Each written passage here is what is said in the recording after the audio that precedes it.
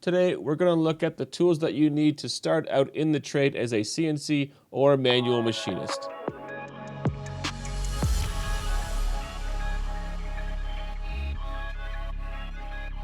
So the first tool is going to be your 6-inch calipers. Most shops will require that you are able to measure with calipers up to 6 inches.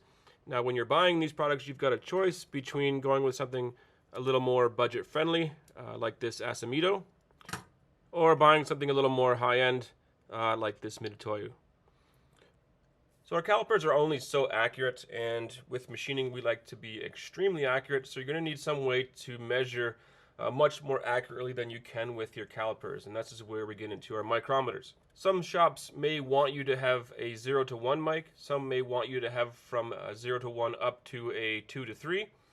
And again, there's a wide range of qualities, Mitutoyo being a good common ground between affordable and accuracy.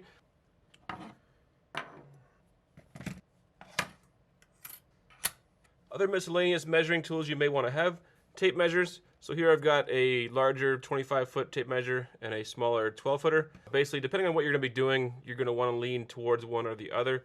If you're just checking bar stock sizes, these smaller tape measures are much handier. If you're doing full lengths and needing to measure long distances, these longer tape measures, which are a little bit wider, can be extended further without collapsing, and this might be the better option. Personally myself, I prefer the small tape measures, just handier, easier to keep in your pockets.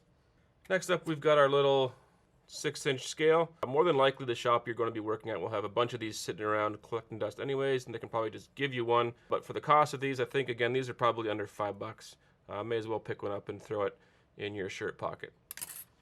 Gauges like this. So this is a thread gauge. I'm going to say that gauges at this point in the game are not necessary, so I wouldn't worry about buying center gauges, thread gauges, or drill gauges at this time. So when we get outside of measurement, we're getting into setup. We're going to want to start looking at indicators. So indicators, again, is a wide range in different qualities versus budget to high end. You know, InterRapid being the top end there. And there's difference between tests and dial indicators. Each has their purpose. What should you have in your toolbox for day one? I would suggest going with a test indicator. These can be used for picking up your vices, indicating holes for center of datums, and you can also use them for indicating on lathes.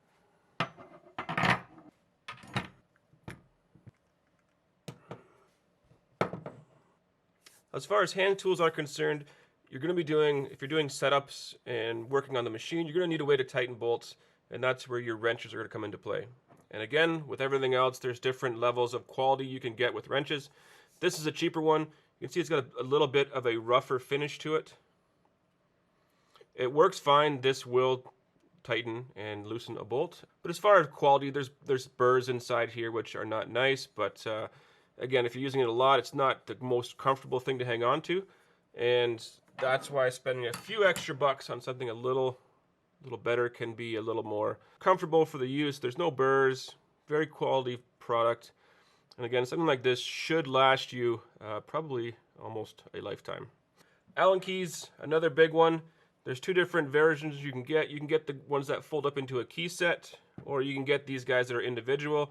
And I've got one missing here on purpose because that's the flaw of this style, is that you tend to lose them. The advantage of these is, number one, you can put extensions onto these and get extra torque, whereas these guys are kind of in this fold-up set and you can only get as much torque as you can by gripping these. But you won't ever lose an Allen key in these sets.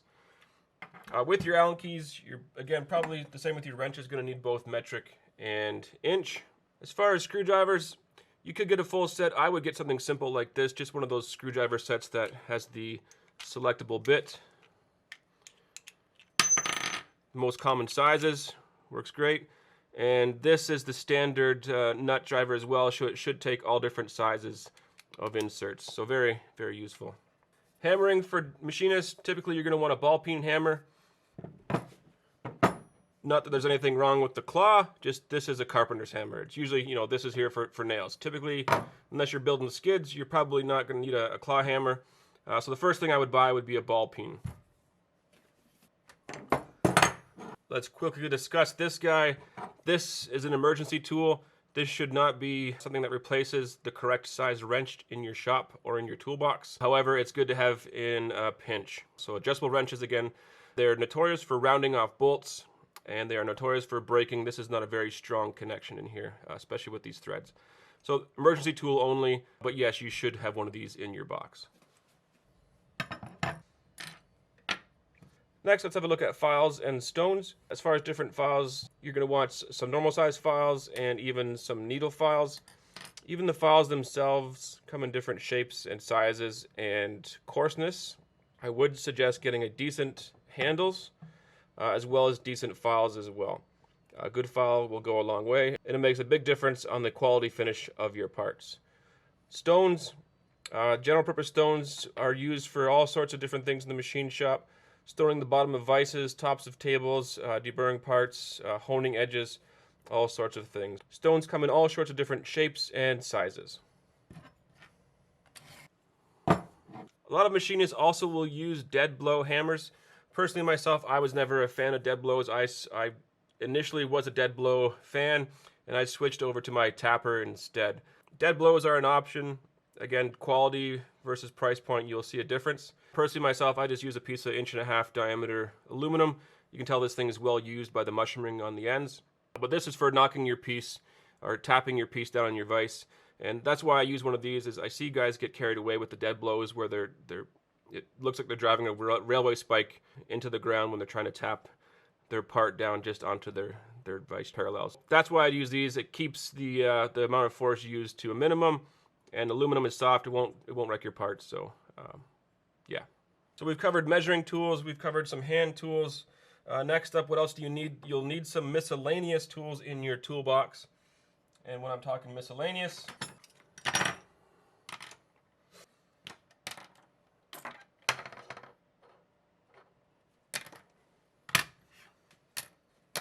so miscellaneous tools that you should have in your toolbox. Number one, some sort of scriber, which may have a little hook in on it as well. So most likely you'll be doing some sort of layout or having to mark something along the way, and something sharp and pointy is good for that. Sharp and pointy is good for a lot of other things as well. You know, reaching in to fish out a little O-ring or something, poking at cleaning something out, always useful for more than just scribing lines. So definitely need some sort of scriber. Flashlight, yeah, self-explanatory. You know, machinists, we need to be able to see what we're doing, and sometimes light is not always available. So a flashlight, pocket light, definitely a great idea. This should go without saying. Although shops should supply you with safety glasses, it's not a bad idea to have your own pair in your box. Number one, because maybe the shop supplied set are not the newest and they're scratched up. Nothing's worse than staring through scratched up safety glasses. So make sure you've got your own backup pair, if not two. Safety glasses are pretty cheap these days. You can get a pair for probably under $5. So having an extra set in your box is always a good idea. One thing to check for is to make sure that they are certified by whatever governing body certifies safety glasses for you.